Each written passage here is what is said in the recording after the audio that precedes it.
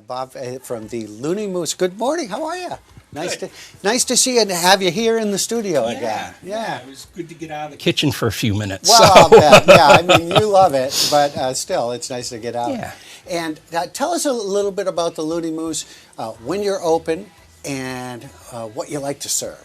Sure. Wednesday through Saturday, our hours are 7 a.m. to 2 p.m. and we do breakfast and lunch. And then from 4:30 until 8-ish, we'll say, we do dinner. On Sundays, we do breakfast only, 7 to noon. And we have, basically it's comfort food. So, you know, in addition to eggs for breakfast and omelets, we'll do pancakes and French toast, and we have a lot of baked goods, muffins and homemade donuts, Right. and cookies and croissants and cinnamon rolls.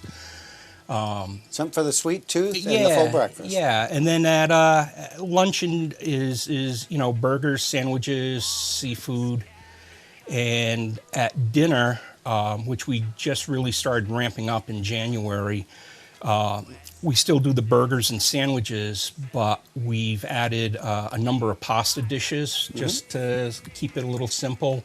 So you can have chicken or shrimp Alfredo, or eggplant Parmesan, chicken Parmesan, and those seem to be a big hit. Probably spaghetti and meatballs is the most popular one. Well, you have a passion for cooking, and you always come up with great ideas, and you always try to incorporate something local and fresh, right? Yeah, we do our best to buy Maine produce and foods. It's not always possible, Right. especially with COVID. Right. But we typically use backyard farms for all of our tomatoes. We use Green Thumb Farms over in Freiburg for our potatoes. We get all of our seafood and fish from Mill Cove Seafood down in Booth Bay. So we try. It's all about sourcing. And so the history of the restaurant, you keep building and building. You're never finished. You're always doing to something. Well, that's with anything. Yeah. I mean, just with the business, we acquired it in September of 2019. And since then, we've done several renovation projects, both planned and unplanned. And we got a new sign up. Kind of Looks great. goes with the logo, ties everything in. What happened to the old one?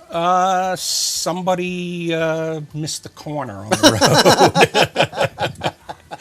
Luckily, they're okay. They decided you needed a new sign. Yeah, their insurance company decided I needed a new sign. Perfect. And you know, we try different foods, different menu items, run them as specials, and the ones that are big hits, we put on the next menu revision, Right. Which I am working on now. And one of our specials we ran this winter, we call it the Angry Moose Melt, and it's shaved steak, bacon, pepperoni, jalapeno peppers, and you grill it on bread on the flat top.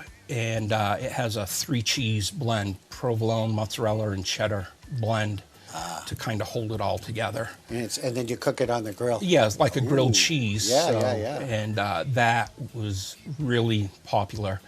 And for those folks that can do without the jalapenos, we call it the mellow moose. And it's the same thing, just no jalapenos. No jalapenos, right? Yeah, I suppose there's a few of us here that are not as excited about jalapenos, but all the rest of it sounds fantastic. Yeah.